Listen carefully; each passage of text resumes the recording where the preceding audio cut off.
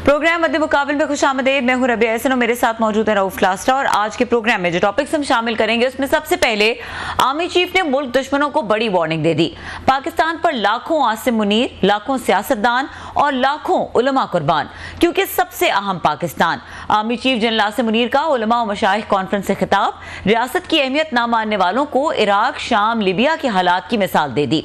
अफरा तफरी फैलाने, आइन और शरीयत को न मानने वालों से आहनी हाथों से निपटने का ऐलान। आर्मी चीफ का पुरजोश खिताब, असल पैगाम किसके लिए था? इसके अलावा बात करेंगे वजीर आजम ने मुल्की मसाइल के हल के लिए सदर ज़रदारी और आर्मी चीफ की मुशावरत से हिकमत अमली अपनाने का मंसूबा बता दिया। बिजली बिलों से सताए शहरियों के लिए रिलीफ की कोशिशें तेज, मुल्क दुश्मनी करने वालों को पहचानने की अपील। उलमा मशाइख कॉन्फ्रेंस से दौरान खिताब शहबाज शरीफ ने आर्मी चीफ से मुतालिक क्या कहा, इसके ऊपर भी बात करेंगे। इसके अलावा बात करेंगे हुकूमत के पास सिर्फ 2 महीने का वक्त है। बानी पीटीआई ने फिर वार्निंग दे दी। मुकदमात के सामने झुकने से इनकार, डील की बातें मुस्तरद कर दी।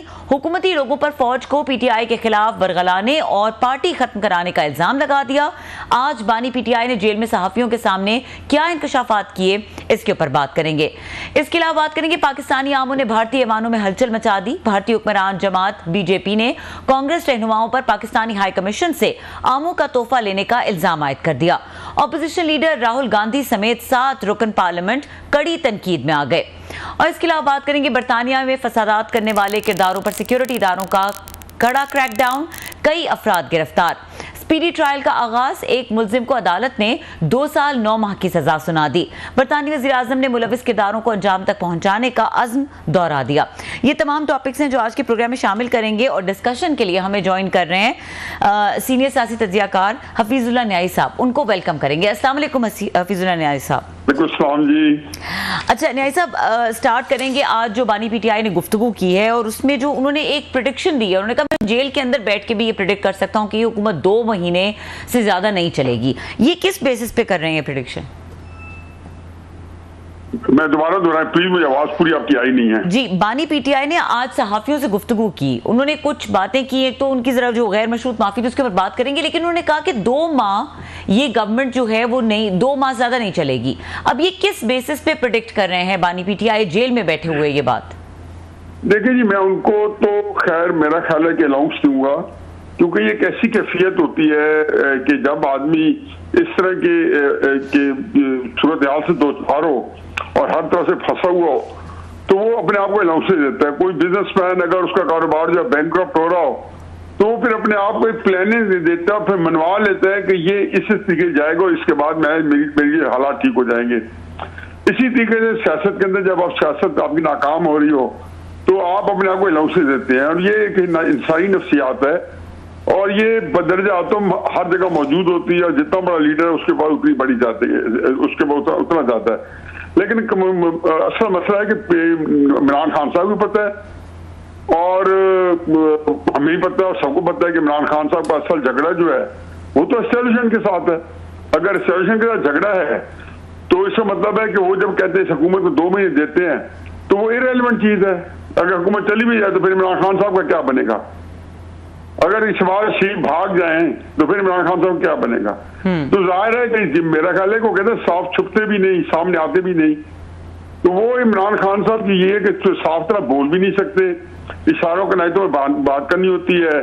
शहबाज शरीफ का नाम लेके और मेरा ख्याल है कि पुकारना या ललकारना जो है वो आसिम मुनीर साहब को होगा या वो बाकी जो किरदार होंगे जिनका नाम किसी जमाने में वो बड़ी रवानी से लेते थे।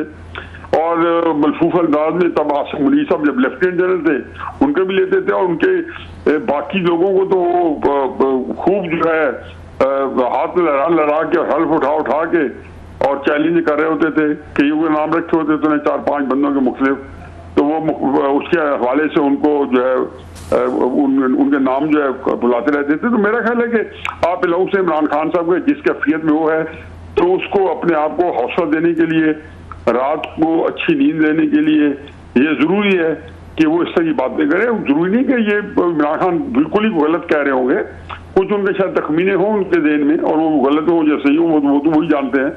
लेकिन मेरे नजदीक उनके ना बहराने का चांस है और ना उनके लिए कोई सूरत हाल आसान होने की कोई उम्मीद है।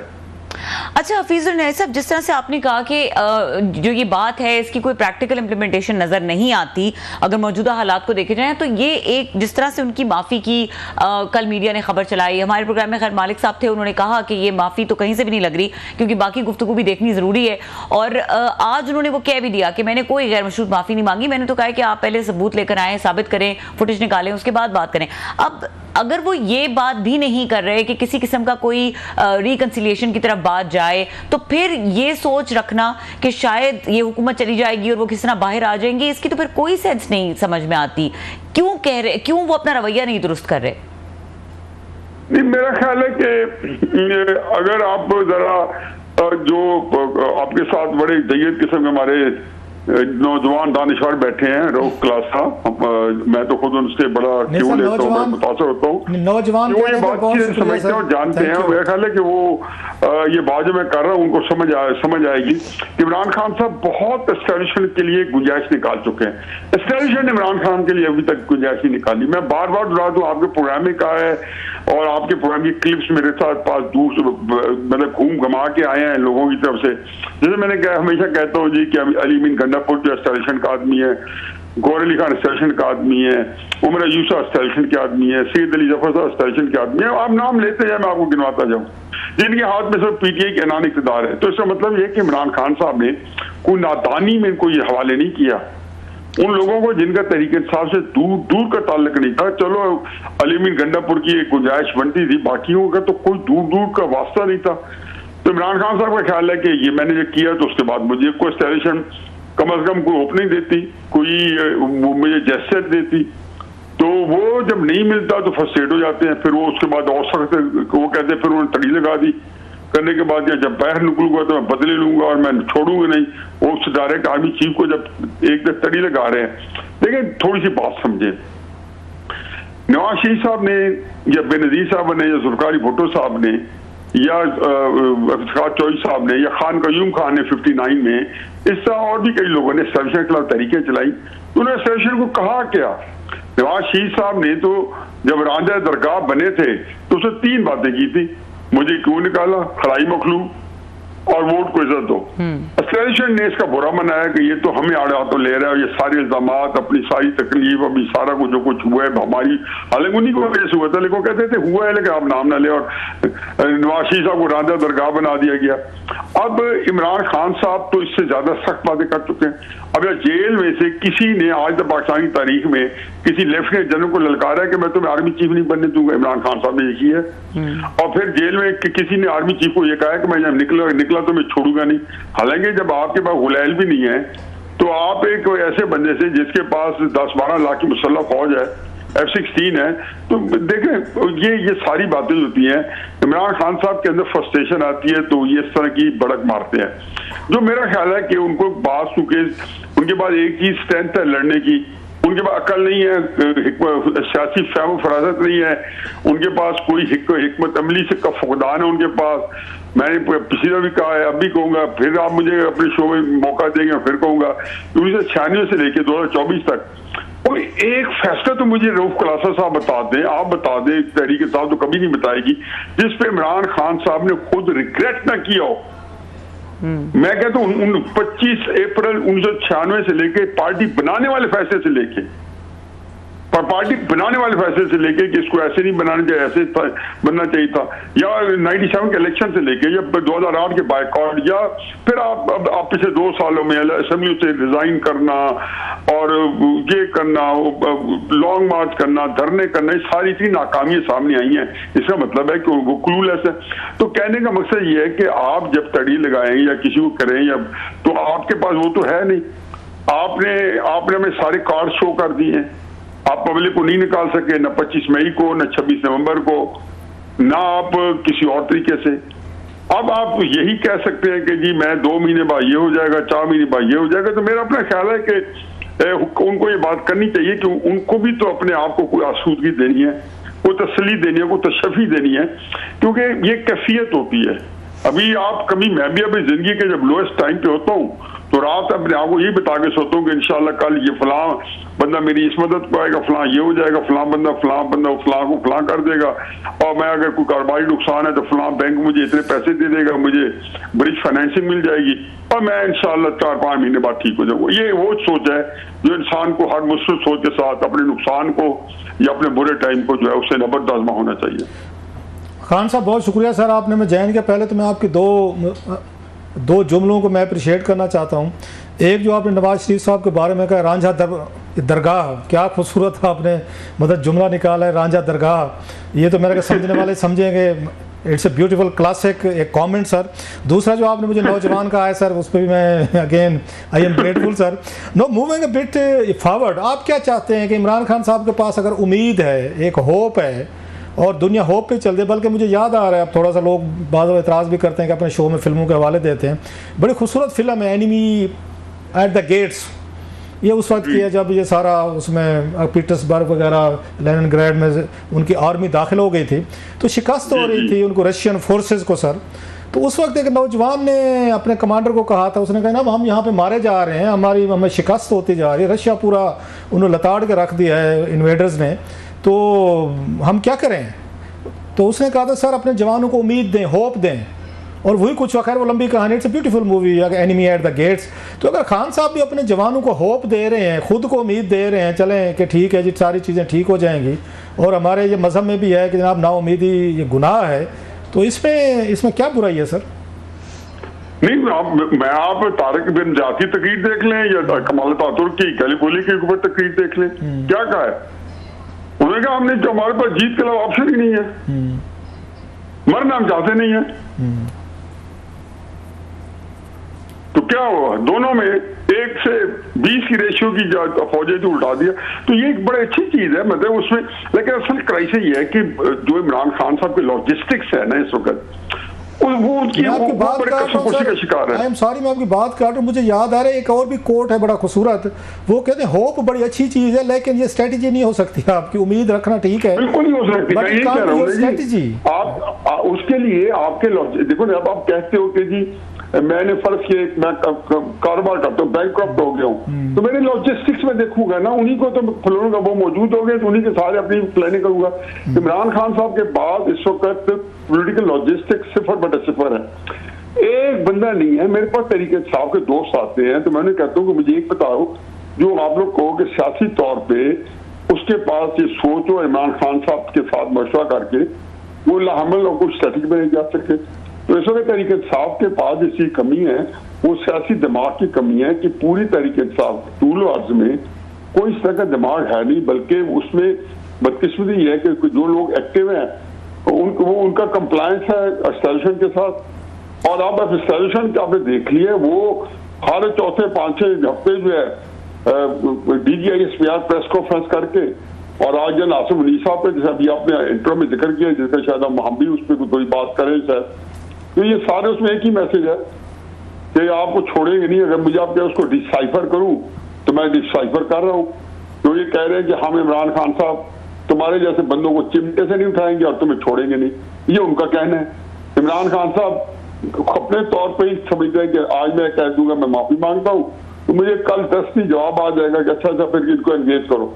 वो 2-4 दिन इंतजार करते हैं, कोई एंगेज नहीं करता, तो फिर वो गुस्से में आ जाते हैं। तो ये उनका एक पूरे आप देखें कि अगर आप ग्राफ बनाए ना, जो साइंस का ग्राफ बनता है, तो यही ग्राफ होगा कि कर्व कभी ऊपर जाएगा कभी नीचे जाएगा। खान साहब तो ये आज कह रहे थे कि ये सारी गलत फहमियाँ रेलू कट्टे हैं हुकूमत में, फौज और उनके दरमियान वो पैदा कर रहे हैं, अदरवाइज उनके और फौज के दरमियान तो इश्यूज नहीं होने चाहिए। तो ही इज ब्लेमिंग ये PML नवाज और पीपल्स पार्टी, इनको उन्होंने जिम्मेदार ठहराया है। आपको लगता है कैसे ही है? मेरा ख्याल है कि इमरान खान साहब, मेरा ख्याल है आप लोगों की जो है ना अकल उसको दाद दे रहे हैं कि आप लोग इन सारी बातों को सीरियसली लेते हैं। मतलब वो करना क्या ये PMLN ने कहा था कि आप मीर जाफर बिन सादिक कहें, डर्टी हैरी कहें, जानवर कहें, गद्दार कहें, जना आसिम मुनीर के खिलाफ लोगों से हल्फ लें कि रावलपिंडी जाके मैंने अपॉइंटमेंट रखवानी है एक लेफ्टिनेंट जनरल की। कभी ये देखा कि फौज के खिलाफ आप जो है ये लेके जाए कि मतलब लेफ्टिनेंट जनरल जिसके भाई ऑप्शन नहीं है वो बनने की, ना वो मतलब ये है कि जी वो कंसिडर होना उसने पहले 5-7 बच्चों से रिटायर हो जाना 27 को, फिर शोर में जाए, फिर सोशल मीडिया कंपेन बताए, उसको अभी तक तरीके साहब रिटायर्ड जनरल लिखते हैं।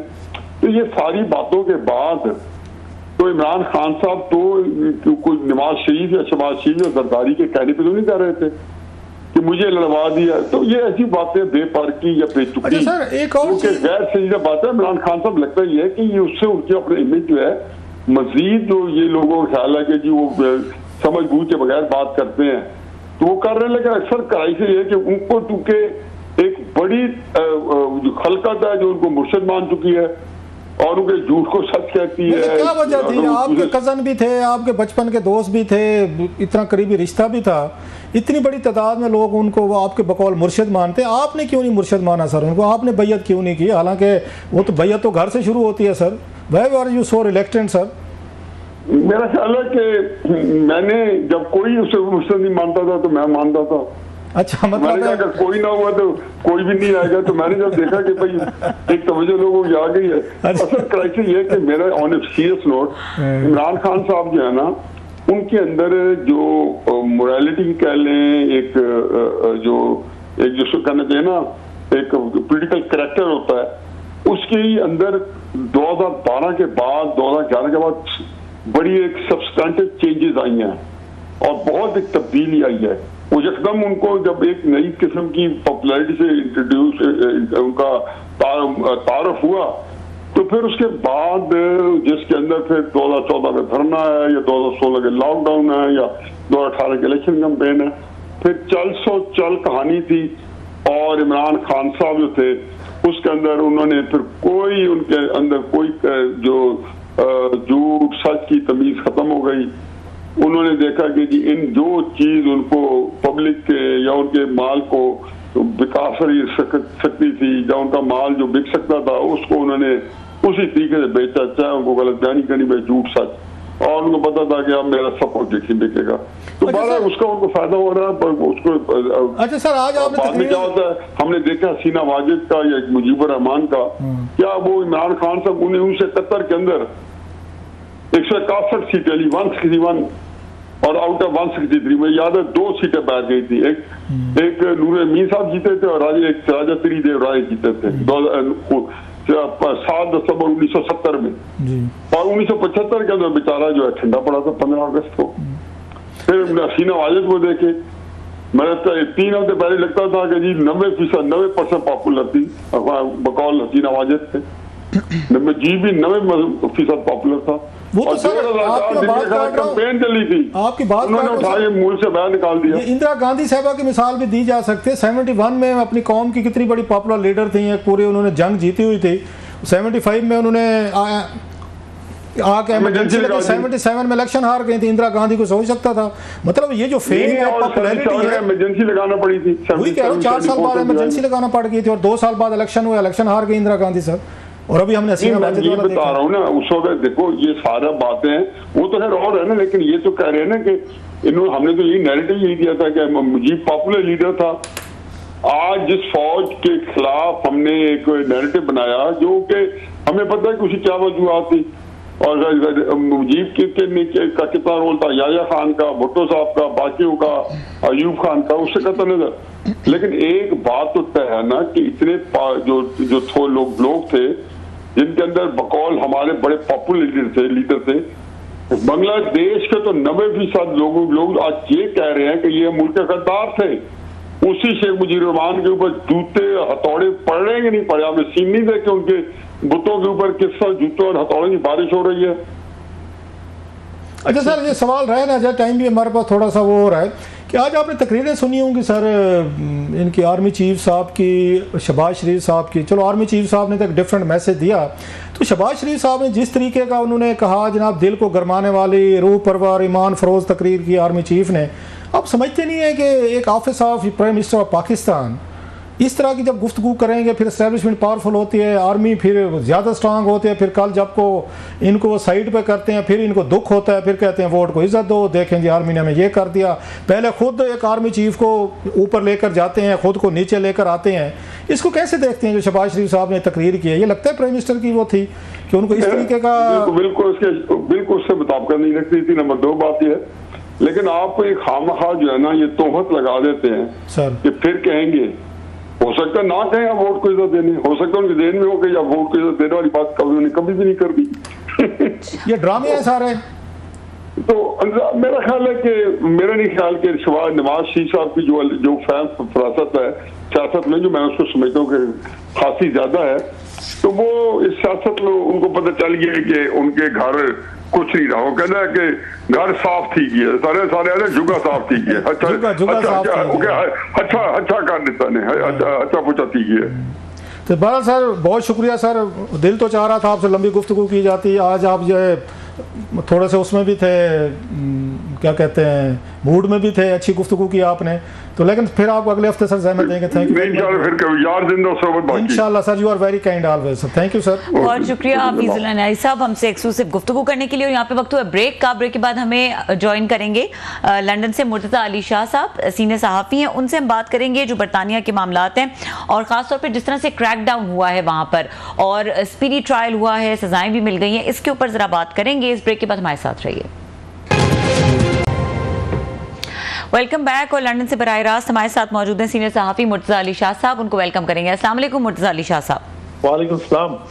मुर्तज़ा शाह साहब बताइए क्या हालात हैं, क्योंकि कुछ दिन पहले हमने आपको प्रोग्राम में लिया, आपने सिचुएशन बताई, अब सुना है कि स्पीडी ट्रायल हुआ है और कुछ लोगों को सजाएं भी सुना दी गई हैं। What is the situation and development right now? जी, इस वक्त तक जो आज की डेट तक 14 लोगों को जेल भेजा जा चुका है, तकरीबन 500 लोगों को गिरफ्तार किया जा चुका है और जो फॉरेंसिक एविडेंस है उसको सामने रखते हुए 150 लोगों को चार्ज किया जा चुका है, 500 बंदा गिरफ्तार हो चुका है और अगले एक हफ्ते में अंदाजा ये है कि एटलीस्ट 500 से 600 बंदा मजीद गिरफ्तार होगा। चूंकि जो फुटेज काफी ज्यादा है, जो एविडेंस काफी ज्यादा है, तो वो पुलिस को उसमें जो वो तकरीबन हफ्ता से 10 दिन और लग सकते हैं मजीद लोगों को इस हवाले से आइडेंटिफाई, अरेस्ट और चार्ज करने में। लेकिन अभी तक जो 14 लोगों को जो किया गया, कल 3 लोगों को सजाएं हुई, आज हुई, बाकी लोगों को आज हुई। अच्छा, ये सारी जो उनको जो स्पीडी ट्रायल, स्पीडी जस्टिस के तहत जिन लोगों को सेंटेंसिंग हुई है वो लाइव टीवी पे क्लास साहब दिखाई गई है, ताकि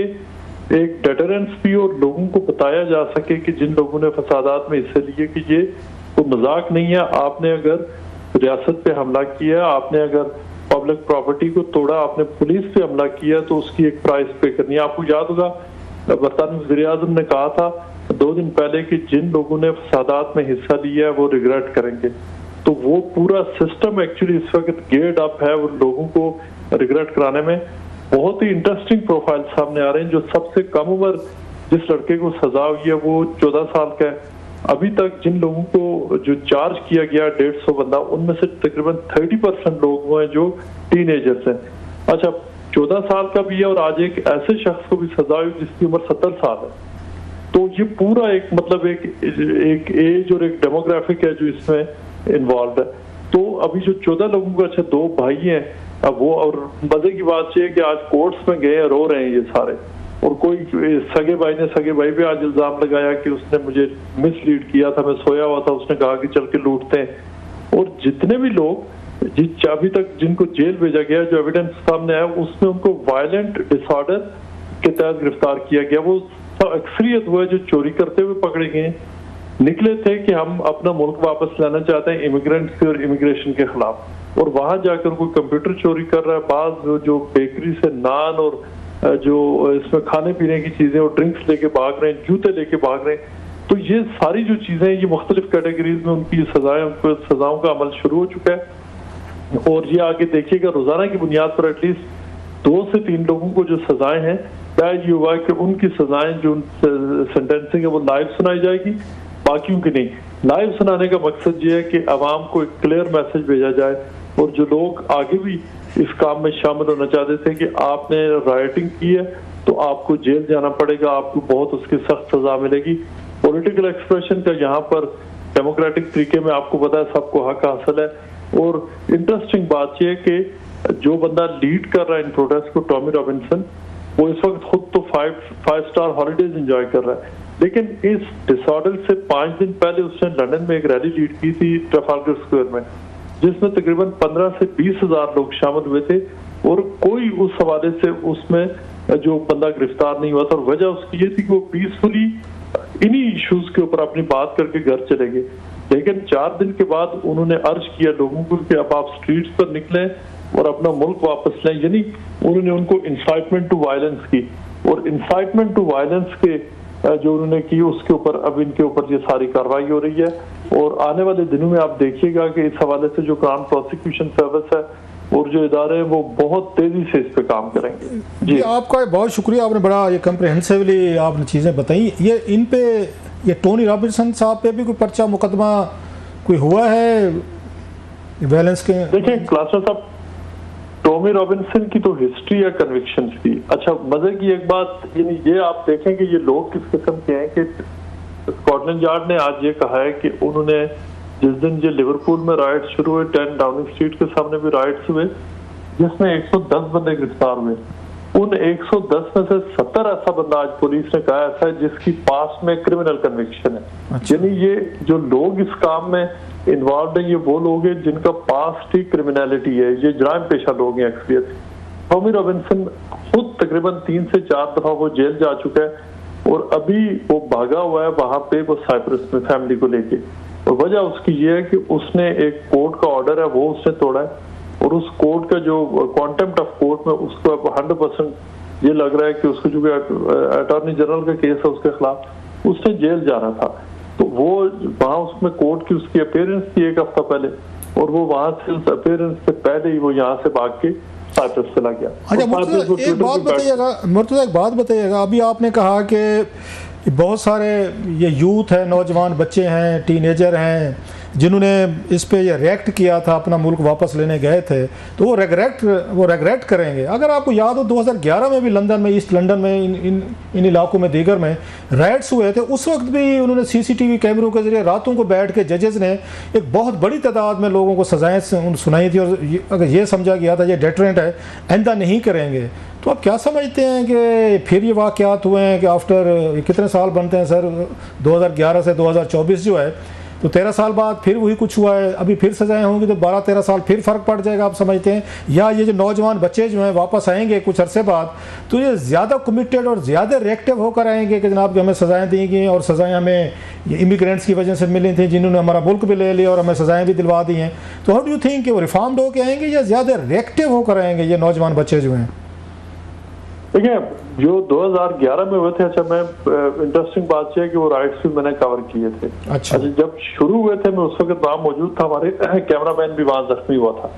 उसमें हालात मुख्तलिफ थे, इसलिए कि उस वक्त एक लड़का था जो ब्लैक कम्युनिटी से था, उसका नाम था मार्क डगन। मार्क डगन को पुलिस ने एक्चुअली दिन दहाड़े कत्ल कर दिया था। तो वो जो ब्लैक कम्युनिटी के नौजवान निकले थे वो पुलिस के खिलाफ निकले थे, और उनने फिर वही कुछ किया था जो अभी इन राइट्स में हुआ, दुकानें लूटी गई, मतलब 2 दिन मुकम्मल डिसऑर्डर रहा। लेकिन वो एक हिस्से में, लंदन के एक हिस्से में हो रहा था, ब्रिक्सटन और जो हैकनी के एरियाज में जहाँ पे जो ब्लैक कम्युनिटी के लोग ज्यादा है। ये वाला जो हुआ राइट्स लंदन से बाहर मुख्तलिफ एरियाज में हुए और उससे बड़े पैमाने पर हुए। अब दूसरा ये कि उसमें जिन लोगों की 3000 लोगों को गिरफ्तार किया गया था और 2000 लड़के को जेल हुई थी, और वो यहाँ पे जेल होने का मतलब ये है कि देखें आपकी जिंदगी तबाह होगी, आपको क्रिमिनल रिकॉर्ड लग गया तो वो पूरी उम्र आपके साथ रहेगा, आपको जॉब नहीं मिलनी, आपको बैंक से कर्जा लेने में मसला, बहुत जिंदगी बंदे की मुश्किल हो जाती है। तो वो इस मुल्क के पास देखें, वो अलग बात है कि जेल से कोई कैसे होके निकलता है। अच्छा ये पता है मुर्तज़ा, मैं समझना चाहता हूँ पाकिस्तानी मेरा ख्याल जो हमें सुन रहे हैं वो भी थोड़ा इंटरेस्टेड होंगे। आपने कहा कुछ लोगों को 3-4 को सज़ा भी दे दी गई है, तो अभी गिरफ्तार हुए, अभी सज़ा हुई, कोई ट्रायल, कोई एविडेंस, कोई थोड़ी सी, हमारे यहाँ तो सालों तक ये इस तरह के केसेस जो हैं इनका फैसला नहीं होता सर, तो वहाँ पे 2-3 दिनों में कैसे फैसला हो गया सर, 24 घंटों में? अच्छा देखिए, यूँ तो वैसे तो किसी को मुक्का मारने में भी आपको पता है 2 हफ्ते का ट्रायल है। यहाँ पे वो स्पीडी ट्रायल कर इसलिए रहे कि एक तो एविडेंस बहुत क्लियर है, जितने भी लोग हैं उन सब ने अपने अपने वकील भी कराए, उनके वकील उनके बिहाफ पे आके माफी भी मांग रहे हैं। ब्लैक एंड व्हाइट एविडेंस उस पर सीसीटीवी, आप ये कह रहे हैं सीसीटीवी के जरिए आइडेंटिफिकेशन हो रही है कि ये ABCD है और आप नजर आ रहे हैं, चीज लूट रहे हैं, मारपीट कर रहे हैं, वटेवर, तो उन्होंने सीसीटीवी यूज किया है इसको एज एविडेंस? अच्छा, अभी तक देखिए मुख्तलिफ सोर्सेज है, सोशल मीडिया एविडेंस है सब। देखिए इस वक्त सबसे बड़ा एविडेंस सीसीटीवी कैमरा है। अच्छा। एक फिर सोशल मीडिया एक बंदा जहाँ पे राइट हो रहा था क्लासर साहब, वहां 10 बंदे आजकल आपको पता फुटेज बना रहे होते हैं, वो एविडेंस है। और उसके अलावा जब राइट स्प्रेड कर गए तो फिर हेलीकॉप्टर भी ऊपर से आके वीडियोस बना रहे थे। अच्छा। आज 2 लोग ऐसे हैं जिनकी कन्विक्शन हुई है, एक्चुअली वो हेलीकॉप्टर फुटेज से पकड़े गए, 2 भाई। अच्छा, ये बताइएगा लास्टली कि इसमें कोई वहाँ पे एशियन मुसलमान भी हैं गिरफ्तार होने वालों में, उनको भी पकड़ा गया है? कोई उसका रेशियल प्रोफाइल का पता चला है कि जो लोग गिरफ्तार हुए हैं उनमें मुसलमान या उसमें एशियंस भी हैं, कोई पाकिस्तानी भी हैं, या सिर्फ वही लोकल कम्युनिटीज गोरे या वो लोग हैं? देखिए, अभी तक जो गिरफ्तार हुए हैं उसमें तकरीबन 99% तो वो सारे के सारे गोरे हैं। अच्छा। एक अभी तक इतला ये बर्मिंघम से एक पाकिस्तानी गिरफ्तार हुआ है, जो 3 दिन पहले जब यह ऐलान हुआ था कि इंग्लिश डिफेंस लीग वाले लोग आ रहे हैं, वो वहां पे एक लड़का चला गया और उसके हाथ में खंजर पुलिस ने देखा। वो भी सोशल मीडिया पे उसकी तस्वीर वायरल हुई बर्मिंघम से, और उसको पुलिस ने अगले दिन गिरफ्तार कर लिया। इसके अलावा सारे अभी तक जो गिरफ्तार हुए हैं ये गोरे हैं, जो वर्किंग क्लास गोरे हैं, बाहर के एरियाज से जहाँ पे फसादात हुए। इसमें अभी तक पाकिस्तानी तो चूंकि इस वक्त और मुसलमान और इमिग्रेट्स तो विक्टिम है अभी तक, तो उनकी तरफ से रिएक्शन नहीं आया, लिहाजा अभी तक तो वही गिरफ्तार हो रहे हैं। बहुत शुक्रिया मुर्तजा अली शाह साहब, हमारे साथ एक्सक्लूसिव गुफ्तगू करते हैं। यहाँ पे वक्त ब्रेक का, ब्रेक के बाद बात करेंगे कुछ आमों का मामला है। क्लास साहब कुछ इसके बारे में उनसे तबसरा लेंगे क्विक सा कि ये आम जो हैं वो हमने जब पाकिस्तान ने भिजवाए पाकिस्तानी सफारत खाने ने राहुल गांधी को, तो उसके बाद क्यों इतनी तनकीद हो रही है? तो अच्छा जेस्चर है। ब्रेक के बाद बात करेंगे, हमारे साथ रहिए। Welcome back. क्लास साहब, ये आमों का क्या मामला हुआ और क्यों इतनी तनकीद हो रही है अगर पाकिस्तानी सफारत खाने ने आम भिजवा दी राहुल गांधी को? अब देखें कहाँ तक हमारी वो पहुँच चुकी है। एक मतलब मुझे तो हंसी आ रही है इस इतनी मतलब बचकाना सी बात है कि इतना बड़ा मुल्क है, इतना बड़ा आप अगर भेजे गए हैं आम एज ए कटसी के तौर पर, तो कौन सा ऐसे कोई राहुल गांधी साहब पे या कांग्रेस के लोगों को, बल्कि इन्हें तो उनको बीजेपी वालों को भी भेजने चाहिए थे। पाकिस्तानी हाई कमिश्नर ने इनको तो भेजने, आम उनको प्राइम मिनिस्टर मोदी साहब को भेजने चाहिए थे, उनकी कैबिनेट कांग्रेसमैन बाकी लोगों को भेजने चाहिए थे, सिर्फ इनको नहीं भेजना चाहिए था। राहुल गांधी साहब को बीजेपी के लोगों को भी देने चाहिए थे।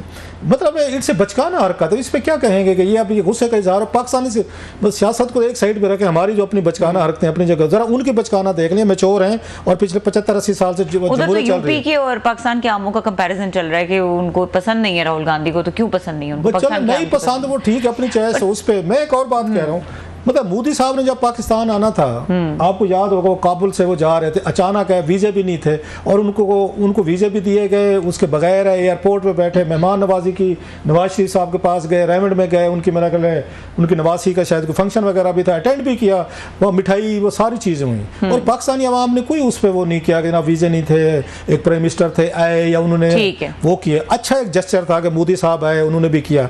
इतनी थोड़ी सी राह रस्म ना थोड़ी सी कोई रखनी चाहिए कि अगर आम 2 भेज भी दिए राहुल गांधी साहब को और इशू कोई नहीं बच गया राहुल गांधी साहब पे तनकीद का, पाकिस्तानी आम बच गए, इट्स लाफबाल के सब इसमें मजीद भी बात हो सकती थी, लेकिन बंद कर दें वैसे एक दूसरे के मुल्क में इतनी एक दूसरे से कावड़े गुस्से, तो बंद करें ये सारा, इधर भी बंद करें उनका कमीशन, हमारा उधर बंद करें।